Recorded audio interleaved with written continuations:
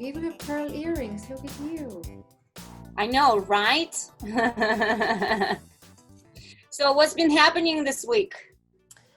Oh, not so much. Same thing, just waiting for things to open up. I guess we have to patience. I'm working on patience right now. That's a good one. What about you? Oh, I've been super busy with a rhythm camp online. Yeah, so we basically set up nonprofit group, I guess, to promote rhythm, and all the champions got together, and in order to raise money for us to even start the organization, to like file the nonprofit, to have money for the website, for hosting, for anything that comes with promoting us as a group. So we're doing an online camp, and there's 13 of us, all national world champion rhythms in rhythm, doing a lecture. So it's kind of starts tomorrow. So I already been for 2 weeks super busy promoting it. So Well, then we should tell everybody to jump on it. Maybe some people don't know yet. So guys, if you want to have all the rhythm champions, and I mean champions in one place, which is pretty unique, it's not possible usually to get you all in one place. What is the group like, or where can I find you guys? Can you help us out? Yeah, if you go on the Facebook, you literally type in Rhythm Champions, and then you'll find the page, and all information is there. So it's part of the event. We don't have a website yet, but that's the reason why.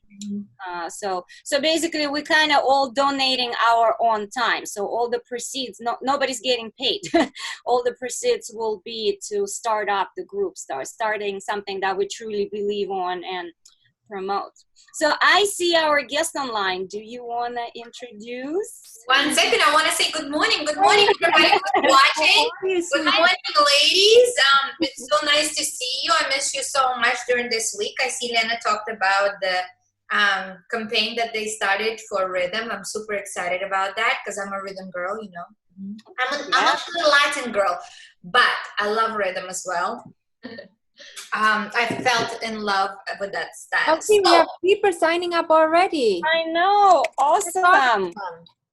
All right. So what I would love to do is to introduce our special guest, Alexandra Perzhu.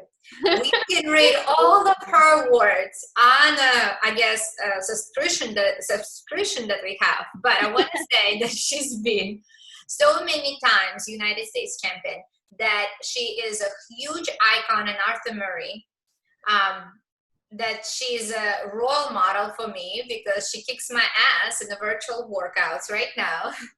And I'm super, super, super happy that she joined us for the chat, ladies. So, Alexandra Perzhu. Thank you so much for having me. First of all, ladies, you all look so beautiful. It's so nice to be part of a beautiful group like you all.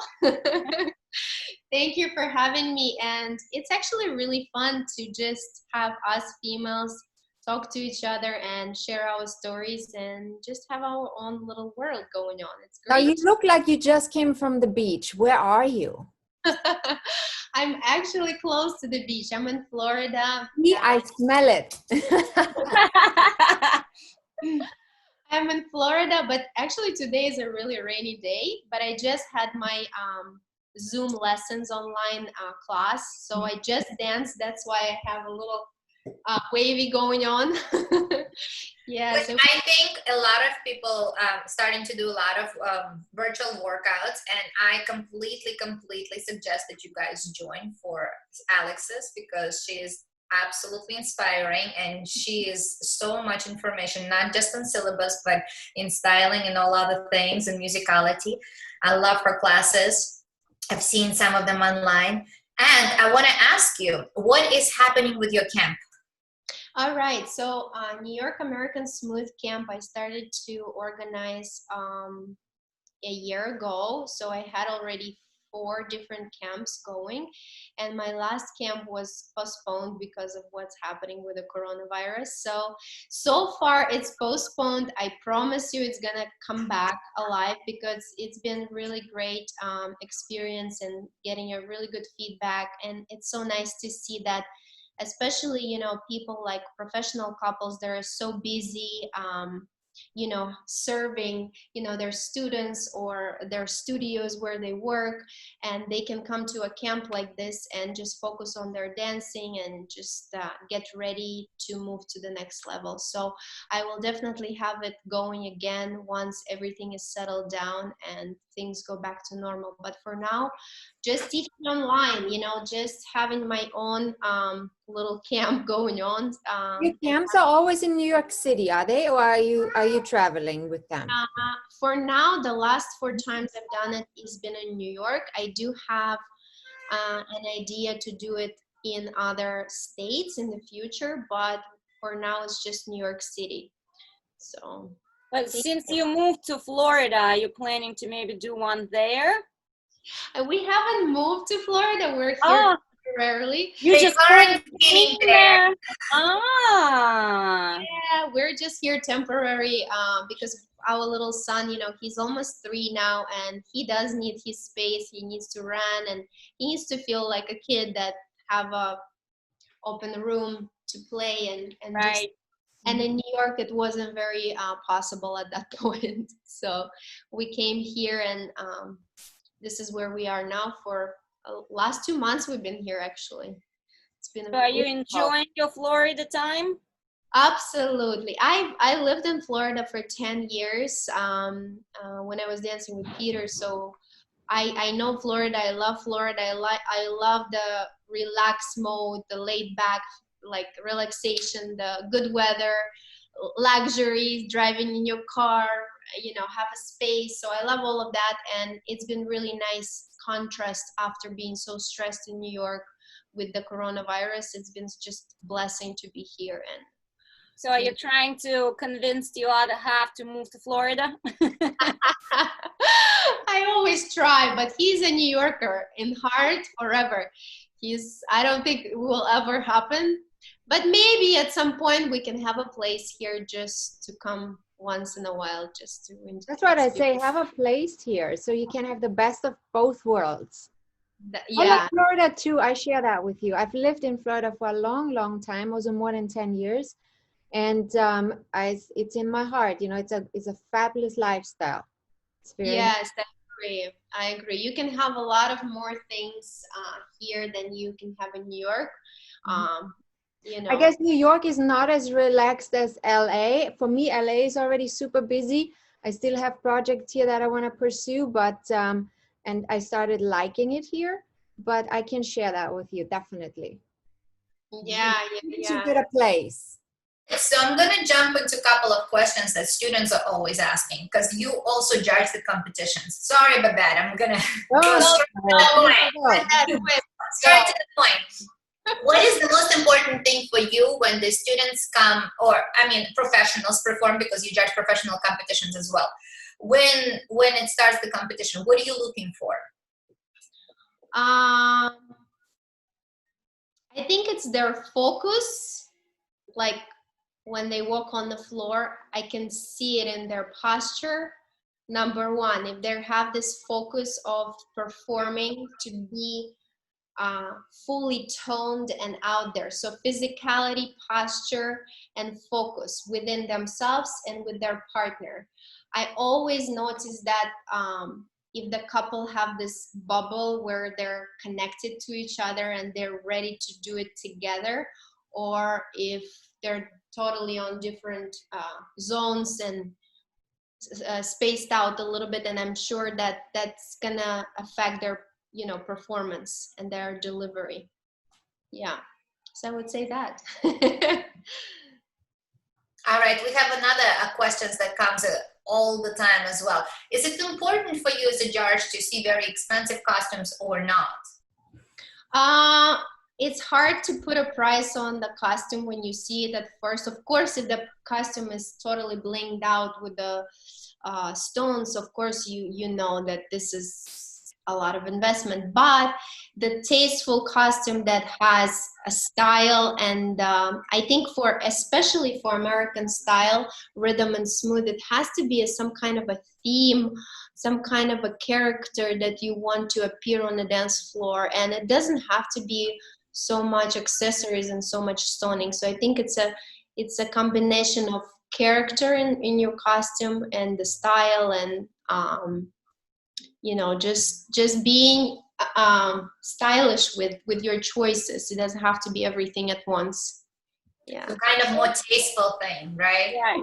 So, since we started talking about the style, so whenever you competed, and I retired much earlier, so I got to judge you when you were competing. Gosh, makes me feel very old, but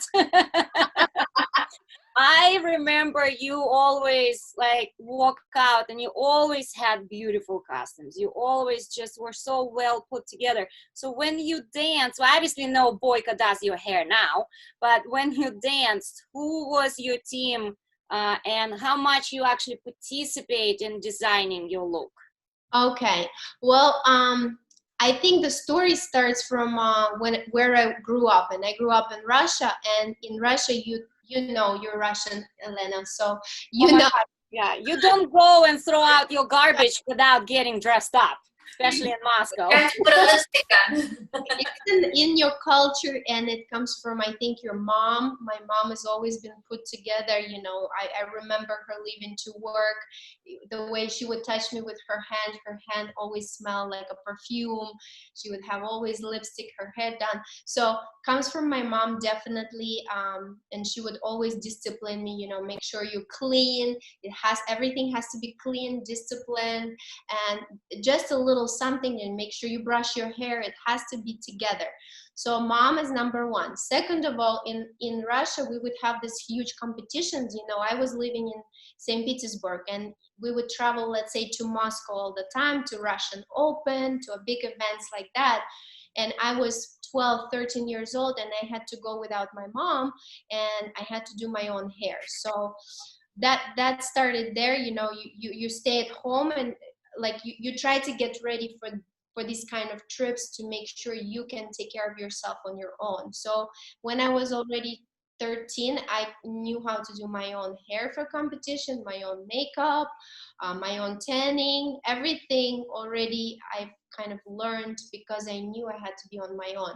So that comes from that. And in Russia, you have so much competition, so many couples, so many beautiful ladies. So you feel that pressure, you feel that you want to stand out, even though there's so many gorgeous, girls with so many gorgeous costumes. So you have that competition within yourself.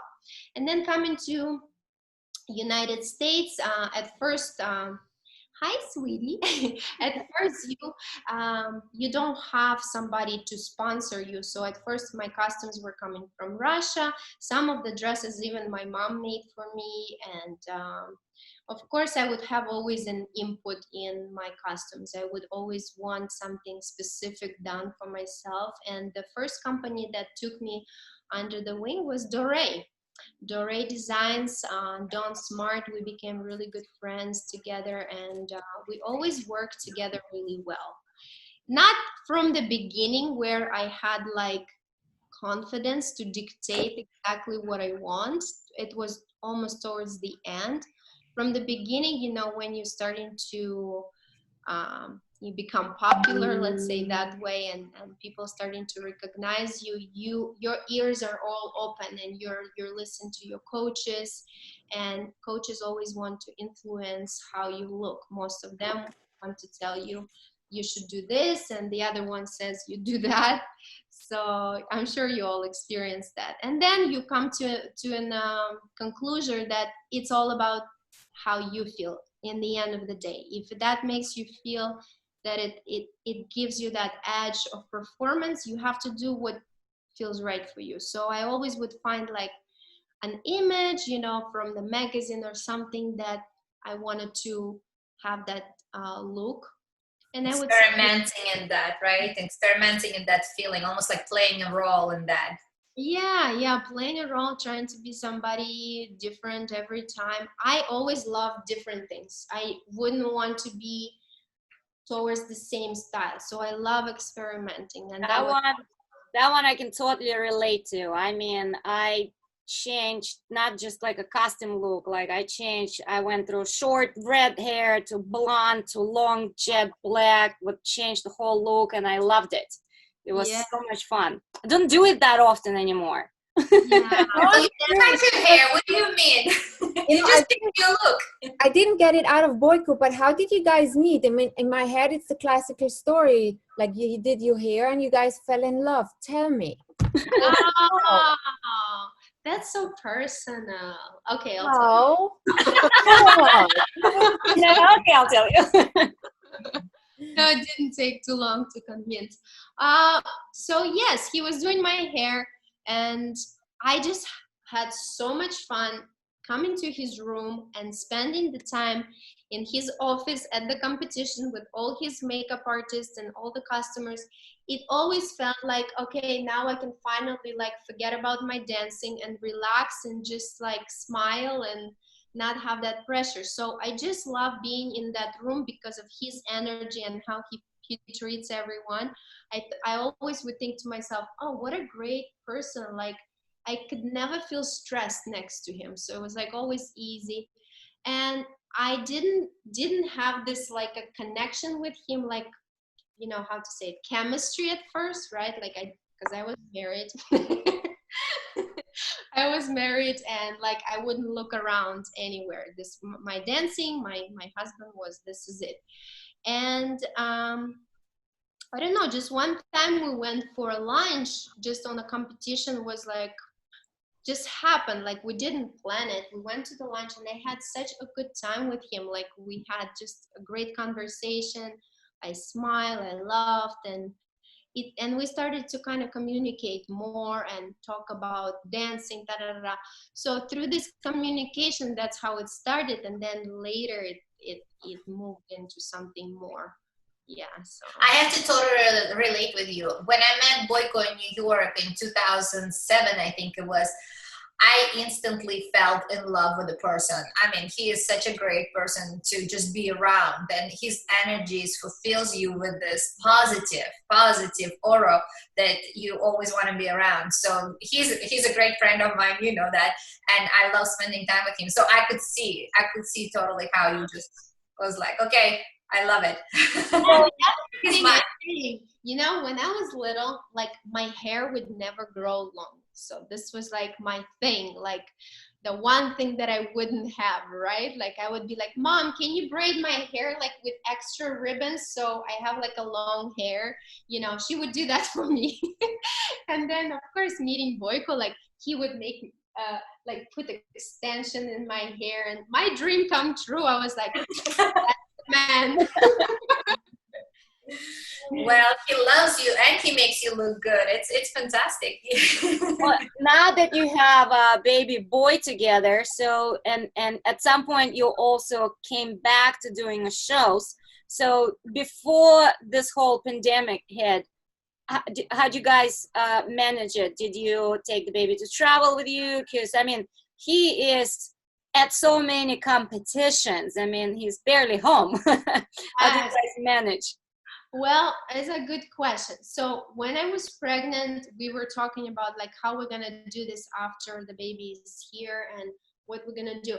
So we both, like Boyko had this mentality that we should have help, like we should have a nanny that will help us to still maintain our normal like lifestyle. He likes everything luxury. Nanny will take care of things. Oh yeah. Now he wants that nanny to stay with us till he's like whenever, till the end of his days. He's like, maybe Alexander will leave our son when he's whatever, but you stay and can you take care of me after? So we love our nanny. So the nanny was the blessing for us. Actually, Maria Manusova recommended this beautiful lady for us, Sarah. She's like our angel. We haven't seen her actually for the last 3 months because of pandemic and everything. So it's really hard. You know, but you're more home, so you could be with your baby at this particular moment. It's different, definitely. And we both love spending time with him like never before. But so the answer to this question is planning your time wisely, because Boyko is super busy, but he's so good at managing his time. And we would have this calendar, we would sit down and we would be like, okay, this is the week of tri-state or whatever the competition is this week. This is the days I'm working. Okay, I put myself about the same time teaching my lessons, so we have 2-3 days a week where we're both, let's say, home, so we're trying to manage that. And in the beginning it was very difficult, but then it's gotten easier and we figured it out and it works. That is super great. That is super great. Is there time for a quiz already for that? Yeah, pretty soon, but I'm ready to shoot if you guys are. Let's shoot it, and then we can have final questions for Alex from our audience. Sure. So Alex, we have a tradition already. Every time a guest comes, we have a quiz for them. And I'm going to ask you 10 questions, and it's going really fast. I want you to answer just what comes up top of mind. So don't think too long, just what you feel, and it should be fun. Ready? Okay, let's do it. All right. What is your favorite body part? Booty. Ooh. I didn't think too long. Oh, that was very straight and direct. Usually I get the ahs, but you were like very sure. Describe yourself in 3 words. Loving, caring,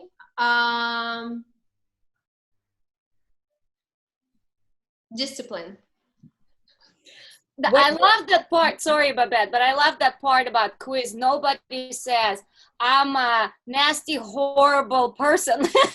Everybody's like, I'm so nice. I'm so nice. Sorry. Go We don't have any nasty, horrible people on our talk ever. It's not possible. All right. What drives you absolutely crazy? Fashion. Fashion drives me crazy. Fashion. Yes. Fashion drives you crazy. All right, good. What is your useless talent? Useless talent.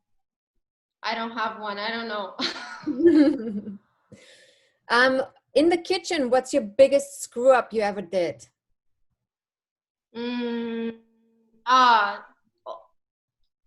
Break all the glasses and all the plates. That's what I do almost every day, so it's constant. So we know what to get you for Christmas. Yes, new glasses, please. Keep glasses. On a scale from 1 to 10, how strict were your parents? 7. 7. Okay. Yeah. If you could time travel, which era would you go to?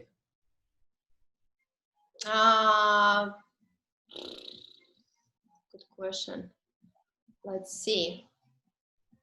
I would go in time where my grandparents were living, like early 90s. I think I would like to see what was life about, like what brought my parents to living, like 2 generations back. Okay. What is your best childhood memory? Oh, dancing. Because we went to this party with my parents, and I clearly remember I was 4 years old, and my mom got me these leggings. The leggings were the thing, those colorful leggings, like whatever, blue or pink. And I had these leggings, and we went to this party, was all grown-ups, and I was the only child, and I was just dancing away, and people started giving me candies. And that actually was my aha moment when I realized dancing is for me, because I had so much fun performing and I was getting candies. And my older brother, he was like, what's wrong with them? Like, why are you getting all the attention? Like, I don't like this. So he started to tease me and everything. So anyway, that was my best memory. So if I hire you for a next show, can I pay you with candy? Yeah. Can I have something salty instead? Sure, you can place your order. Good. What is the best piece of advice you ever received? Don't look around.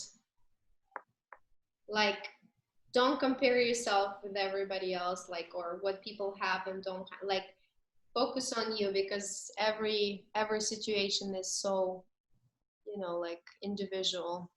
Don't look around. Yeah. Okay. So if you would have one store where you can shop for free, which store would you choose? Chanel.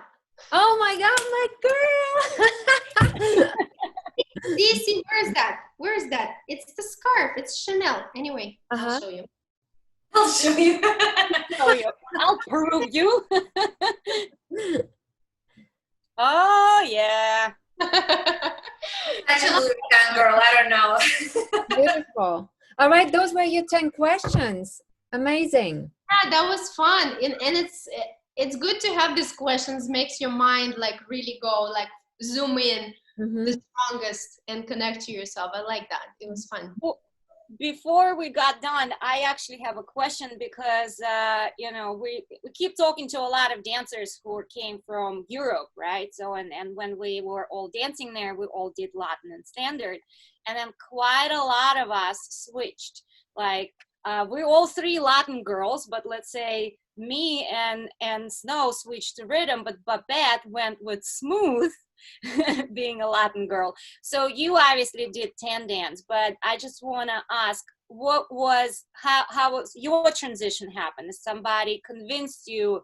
Did you come to a competition, saw it, and you're like, oh, that's what I want to do? What was your story? When I first saw American Smooth, I didn't like it at all. I was like, what are they doing? Why are they all out of like alignment, going against each other? Like, I didn't understand, because it looked messy to me. It didn't look organized. But it reminded me Sekway. We have Sekway in Russia, you know, all this show dance. Yeah. So no, I didn't. Nobody convinced me to do it. It was because me and my partner, we were, you know, just starting our way in the United States. And as you know, immigration requires a lot of payment. So yep.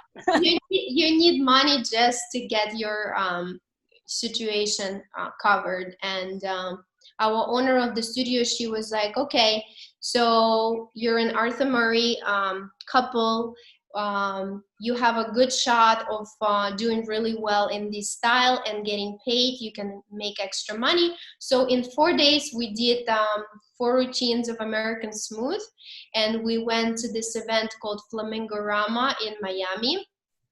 And actually John Kimmons was there, and I heard about him so much. I never met him, and everybody's like, he's the president of the company. And for me, it was like a president of the United States. So I was like, oh my gosh, this is going to be an amazing experience to dance in front of him. So we did our first American Smooth. I was wearing my Paso Doble show dance dress with a polka dot sleeves like flamenco, and a black fishnet and black Latin shoes, and went out there and did 4 dances and placed first. And it was like, oh my gosh, like, what's wrong with these judges? We're barely like remembering our choreography. But it was a success, and a lot of people encouraged us and said like, okay, you look great in this. So we started doing American Smooth, and we started to fall in love with it as we went further, as we learned more. And then actually was Yvette and German that saw us dancing at Heritage Classic. We were dancing Latin and Smooth. We were the only couple that was doing that and changing between rounds to participate in each. And they were like, what are you doing? It's crazy. Why don't you do 9 dance? Why don't you try the rhythm? So we started to think about it, and we switched to the rhythm. And that was great for us too, because we learned so much about body movement, and it was just a different activity where you learn more flexibility for yourself, that I felt. So out of 4 styles, which style was your favorite? Smooth. Still smooth, because I've tried all of them. I mean, I've danced as standard and Latin, and then did smooth choreography so much in different shows, and American rhythm. And I mean, I wish that was back to 20s and doing rhythm. So for me, that was something. But watching the American Smooth evolve, I wish that I actually participated or tried out because it looks so phenomenal nowadays. I know what you mean. That's the only dresses style. up. I love the elegance. That's the only style I didn't get to compete in. I mean, we all obviously danced it because we had to teach it, and we did shows. I did it on Dancing with the Stars, but I didn't get to compete in it. And I always look at it till now. I'm judging it, and I'm like, oh, I wish I did it at some point. It's really beautiful style for sure. So much to express. I feel like it's the most expressive style, you know, like I don't know, just Latin is expressive, but it's also a lot of forcing, I think, in Latin because it's so fast. So sometimes you almost like I don't know, Latin doesn't allow you to travel around the dance floor. I feel like smooth allows you to really connect with all the audience because you really get to be at all the four corners and all the sides, you know, and see everyone as much as you're performing, you know. Each style is beautiful in its own way, for sure, no doubt. Yeah, I have to agree with you. Like you mentioned, the word "forced" it's just very it's produced. You have, it's not natural. So for me, I remember switching from Latin to doing rhythm, and I mean I've been already teaching rhythm, but not competitively, and dancing it. I literally went, oh my God, I feel like I'm on vacation. This is great. I know. And you and Tony were always so, like, I don't know, classy. Your male and female charisma together. You were so natural with it. It was really good. Loved it. Thank you. So before we run out of time, how can we find out about your American Smooth Camp? Where can the people find out the information? I would love to share that with them. And also, is there any other projects that you were talking and doing and that we should know about? Yeah, definitely. So New York American Smooth Camp, you just go on New York American Smooth Camp .com. I have a website. You can check it out and see. I have little videos from previous camps, so you can check that out. And the project that I'm doing is every Monday and Friday at 12 p.m. Eastern time. I'm having my Zoom classes, and it's called webinars. So if you go on my Facebook page, you will see a link to it. You can register and join me. I think it's been really successful having all the females actually digging in and learning so much about their vocabulary with their own bodies, not worrying about their routines and connection to a partner. So it's really great time to improve from home. And the other project, actually just starting to do this American Smooth marathon in Russia. So it's going to be coming up June 8th through 17. So I'll show you a little like picture of it. Move it just a little bit. Yeah, right there. Okay. Yep, here you go. All right, here we go. And like smooth marathon. Okay. Marathon. Smoothies, check it in. So I will post that as well. So just visit my page on Facebook or Instagram, and you'll see all of those things there. That is fantastic. Thank you so much for joining us. This has been fantastic. Do you girls have any last minute questions before we depart? Ladies, how do you stay so fabulous? I ask you. I can tell you how I stay so fabulous. I work out with you almost on a daily basis. You can do I think. Yeah, I think it's part of our job. I mean, in the ballroom world, we love our world, but it is very judgmental. If you like didn't see somebody for half of a year and they suddenly walk in, or they don't look proper way, or they gain weight, or whatever it is, you know how it is. People will right away discuss. So you try to stay in shape.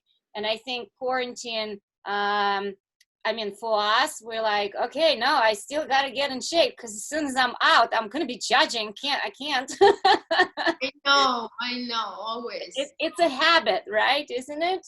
Well, it's also, I like to just hold myself to certain like standards in everything I do and everything I be. I always try to better myself or research something, how I can be better in whatever form it is. So I think that's just became a habit. So it doesn't matter what's happening around me. It's not even about so much when I come out on what the others say. It's just for myself, so I can look myself in the mirror and be proud of myself, I think. Exactly, that's what I'm saying. We did it for so many years. It's No, it became a habit. Yeah. So for all of you that are listening today, yes, discipline yourself. Don't be naughty. Oh, let's say Thank you so much for joining us. Thank you so much, Alex. We love to see you maybe next time when we're out of the quarantine and some of the performances that you have, and keep us posted and in touch of all the projects that you have coming up, and maybe we'll meet again on our dance talk. Hey. Ciao, everybody. Thank you. Bye.